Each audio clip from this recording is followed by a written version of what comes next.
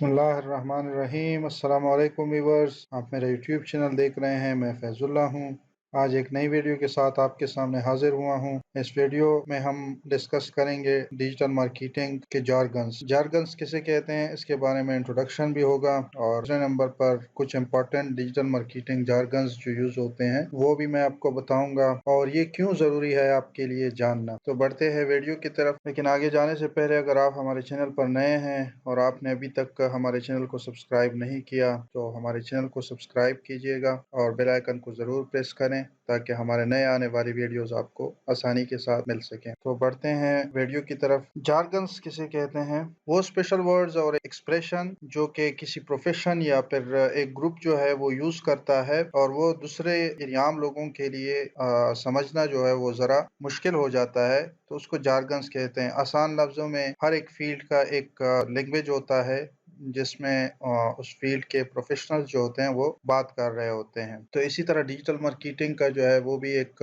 अपने digital marketing के अपने जो है वो वर्ड्स हैं या फिर एक्सप्रेशन है जिसके ज़रिए से इस फील्ड के प्रोफेशनल जो है वो आपस में बात करते हैं और उस बात को समझते हैं कि इस बात का क्या मतलब है। कुछ टर्म्स यूज होते हैं इसके लिए और उन टर्म्स को आम लोग नहीं समझ सकते, बल्कि सिर्फ डिजिटल मार्केटिंग के प्रोफेशनल जो है वो उसको समझते हैं कि इससे जो है वो क्या मुराद है। तो चलिए आगे चलते हैं और कुछ इम्पोर्टेंट जार्गन्स जो है उसको देखते हैं। सबसे पहले नंबर पर हमारे पास एसईओ यानी सर्च इंजन ऑप्टिमाइजेशन, एक ऐसा अमल जिसके ज़रिए से आप जो है वो अपने पेज को या फिर अपने पोस्ट को जो है वो हायर रैंक सर्च इंजन पर करते हैं। जैसे गूगल पर जब आप कोई क्वेरी सर्च करते हैं तो जो पहले रिजल्ट्स आते हैं वो एसईओ ऑप्टिमाइज्ड होते हैं, उन्होंने अपने बेहतरीन एसईओ की हुई होती है। दूसरे नंबर पर हमारे पास है पीपीसी यानी पे पर क्लिक। ये पेड एडवर्टाइजमेंट का जो है वो एक लफ्ज है कि जब कोई आप एक एड बनाते हैं उसको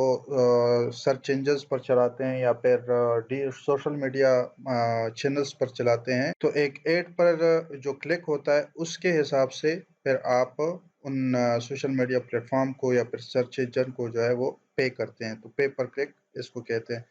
सीटीआर जो है क्लिक थ्रू रेट, यानी जो आपने एड बनाई तो उस एड पर जो है वो कितने लोगों ने क्लिक किया, तो इसको क्लिक थ्रू रेट कहते हैं। और चौथे नंबर पर सीआरओ है कन्वर्जन रेट ऑप्टिमाइजेशन। ये बेसिकली वो वर्ड है जिसके ज़रिए से आप अपने एड्स को जो है वो ऑप्टिमाइज करते रहते हैं ताकि आपके एड पर ज़्यादा कन्वर्जन जो है वो हो जाए। कॉल टू एक्शन, हर जगह पर जब भी कोई आप सेल करते हैं या पोस्ट करते हैं तो उसमें एक कॉल टू एक्शन बटन आप डालते हैं कि इस पोस्ट से आपका मतलब क्या होता है। या तो आपने सेल करनी होती है या फिर जो है वो विजिटर को अपने वेबसाइट तक लाना होता है या फिर आप लीड जनरेशन करते हैं तो ये कॉल टू एक्शन बटन होते हैं।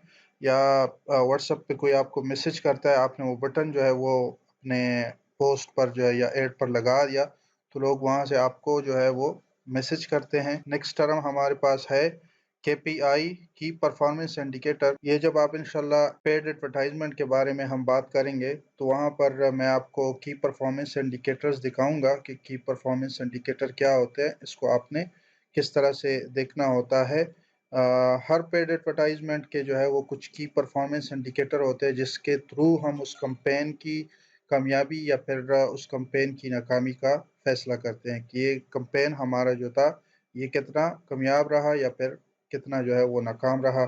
सीपीएम, कास्ट पर थाउजेंड इम्प्रेशन, जो भी आप कोई ऐड बनाते हैं तो उस पर जब थाउजेंड इम्प्रेशन यानी वो जब 1000 लोग जो है उसको देखते हैं तो उस पर आपका कितना कास्ट आया उसको सीपीएम कहते हैं। सीपीसी, कास्ट पर क्लिक, अगर लोगों को आपके एड्स जो हैं वो नज़र आना शुरू हो जाते हैं और अगर वो उस एड पर क्लिक कर लेते हैं तो उस पर जितना कास्ट आता है उसको कास्ट पर क्लिक कहते हैं।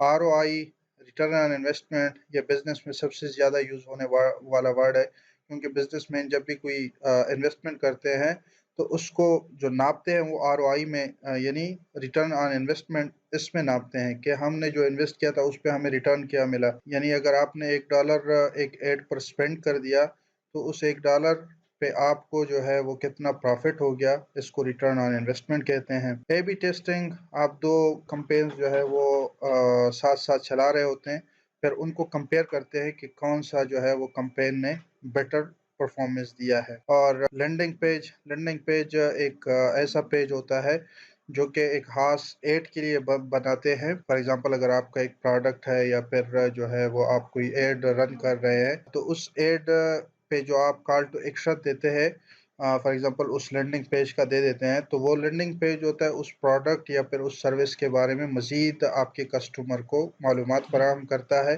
तो उसको लैंडिंग पेज कहते हैं। लैंडिंग पेज आसानी के साथ हम इस तरह भी समझ सकते हैं कि जो स्पेसिफिक पेज आप एक एड या फिर एक पोस्ट के लिए बनाते हैं, जब आपके एड पर लोग क्लिक करें तो उस स्पेसिफिक पेज पर जाए तो उसको लैंडिंग पेज कहते हैं। उसमें मजीद डिटेल होते हैं आपके प्रोडक्ट या सर्विसेज के बारे में। ट्रैफिक उसको कहते हैं कि आपके वेबसाइट पर कितने यूजर्स जो है वो आ रहे होते हैं, उसको ट्रैफिक कहते हैं। कन्वर्जन यानी आपके वेबसाइट पर या फिर आपके लैंडिंग पेज पर जितने लोग आए उनमें से कितने कन्वर्ट हो गए, यानी कन्वर्जन मुख्तलिफ किस्म की हो सकती है। ईमेल आप कभी जो है वो अपने कस्टमर से गेट कर रहे होते हैं, कभी आप कोई प्रोडक्ट जो है वो सेल कर रहे होते हैं, तो जो भी आपने कन्वर्जन का क्राइटेरिया सेट किया है तो उसको कन्वर्जन कहते हैं।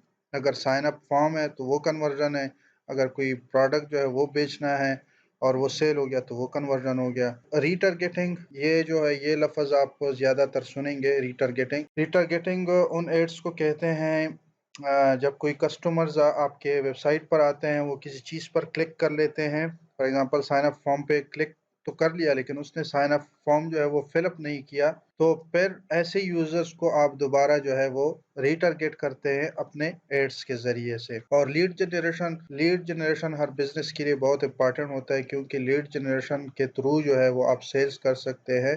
और लीड जनरेशन इसको कहते हैं कि आप अपने कस्टमर की ईमेल, यूजर नेम जो है वो गेट करते हैं और फिर उन कस्टमर्स को रेगुलरली जो है वो अपने न्यूज़लेटर जो है उनको भेजते हैं और उनको अपना कस्टमर जो है वो फिर बना लेते हैं। तो ये तो कुछ इम्पोर्टेंट डिजिटल मार्केटिंग के jargons हो गए।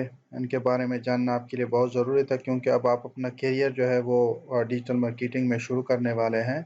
तो ये अल्फाज जो हैं ये इनका इनका आपको पता इसलिए भी होना चाहिए क्योंकि जब भी कभी आप प्रोजेक्ट गेट करने की कोशिश करेंगे डिजिटल मार्केटिंग में या फ्रीलांसिंग पर, या फिर जब आप अपने क्लाइंट के साथ बात करेंगे, तो वो ज़्यादातर इन टर्म्स को यूज़ करेगा। तो इनके बारे में आपको इसलिए पता होना चाहिए ताकि आपको आसानी के साथ समझ में आ जाए। आज हमने फेसबुक का दूसरा सेशन करना था, ये वीडियो नहीं बनानी थी, लेकिन चूंकि ये टर्म्स जो हैं ये आगे चलकर मैं अपने वीडियोस में यूज़ करूँगा, तो मैंने सोचा कि अपने व्यूवर्स को पहले इन टर्म्स के बारे में बताऊँ, ताकि उनके लिए फिर मज़ीद जो आगे हम डिस्कस करेंगे वो उनको आसानी के साथ समझ में आ जाए। तो उम्मीद करता हूँ कि आपको हमारी ये वीडियो पसंद आई होगी। अगर पसंद आई है तो काइंडली इस वीडियो को लाइक करें, शेयर करें, और अगर आपके कोई सवालात है तो वो कमेंट सेक्शन में ज़रूर पूछिएगा। इंशाल्लाह मैं कोशिश करूँगा कि नेक्स्ट वीडियोज़ में फिर उनके आंसर दे सकूँ। नेक्स्ट वीडियो में आपके साथ दोबारा मुलाकात होती है, तब तक के लिए इजाज़त दीजिए। अल्लाह हाफ़िज़।